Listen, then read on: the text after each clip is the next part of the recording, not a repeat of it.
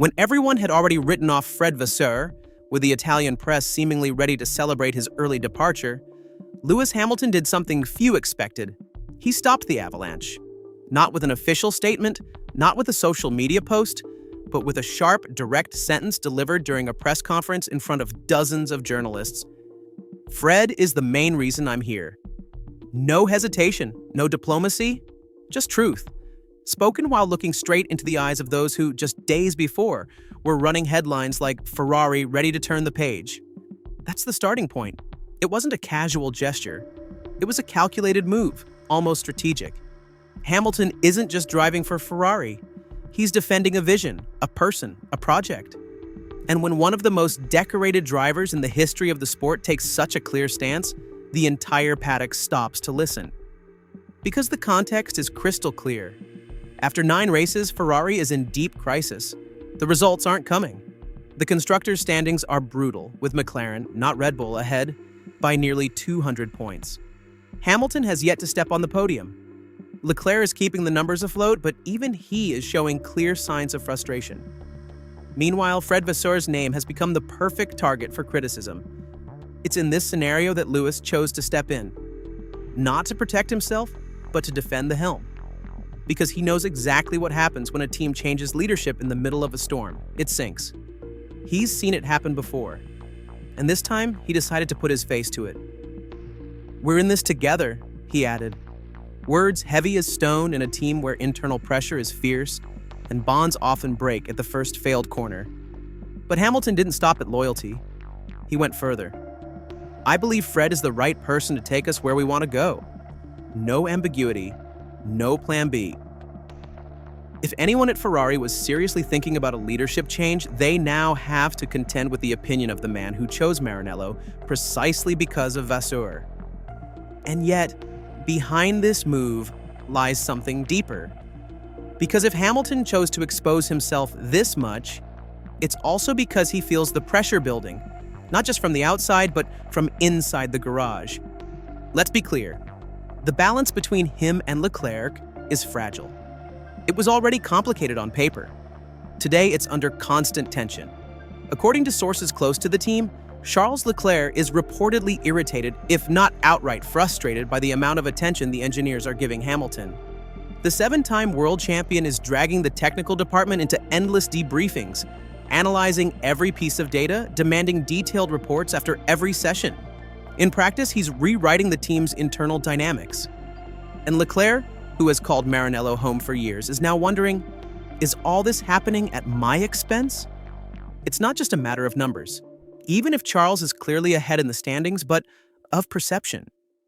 Because if the mechanics are spending more time around car number 44, if strategic decisions increasingly seem to be filtered through the Hamilton camp, then the Monegasque has every reason to feel sidelined. And in a team where balance between the two drivers is essential, this kind of tension could explode at any moment. That's why Hamilton's move is more than just a gesture of support for Vasseur. It's a signal to the entire Ferrari ecosystem. A warning, as if to say, "I'm here.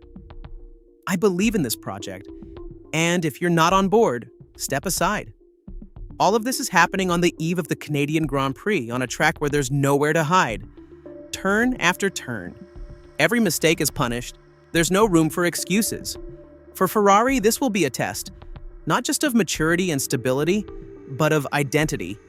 Because if Hamilton is right, if this really is just a temporary phase before the revival, then Montreal could become the turning point. But if the cracks widen, if chaos returns to dominate the pit wall, then no public statement will be able to save Fred. The Canadian Grand Prix has never been just another race, but this year it's taken on a whole new meaning. It has become Ferrari's thermometer, not just on a technical level, but above all on a human one. Because a team isn't measured only by its results, but by its ability to stay united when everything falls apart. And in Montreal, Ferrari showed both faces of its identity. The side of a car still far from perfection, and the side of a group that, despite the cracks, is still trying to hold together. Hamilton gave it everything he had. He pushed the SF25 beyond its limits, trying to turn frustration into speed. Leclerc, as always, did his duty, bringing home valuable points. But behind lap times, behind pit wall strategies and post-race analysis, the real battle was being fought in the meeting room, in the debriefings, in the silences, in the looks.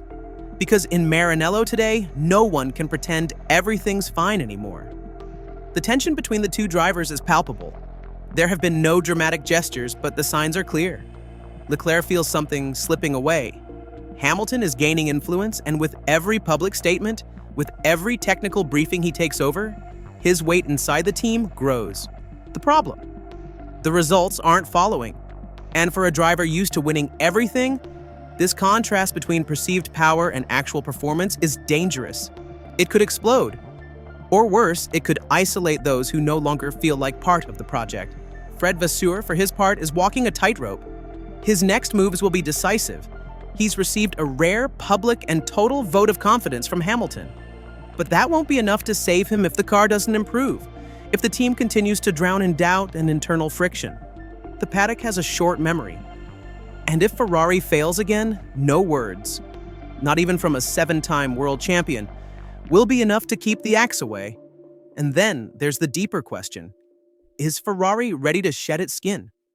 Ready to build a project around Hamilton, even if that means a revolution within its internal hierarchy? Is Leclerc truly willing to stay in a team where his golden boy status is beginning to waver? Or are we merely at the beginning of a rift that will continue to grow in the coming months? There's something deeply symbolic about the fact that all this is happening now. Yes, the season is long, but lost points don't come back. And if internal divisions start digging into the garage, if trust between the drivers crumbles, if the technical direction remains trapped in uncertainty, then recovery will be impossible. Not this year, not next. That's why Hamilton's words aren't just an act of loyalty. They're a demand, an ultimatum, hidden behind allegiance. He's telling Ferrari, I'm with you, but you have to prove you deserve this loyalty. Because even he has a limit. And if the team betrays his expectations, if it collapses right now, just when he's chosen to bet everything on Maranello, then no fancy quotes will be enough to protect him.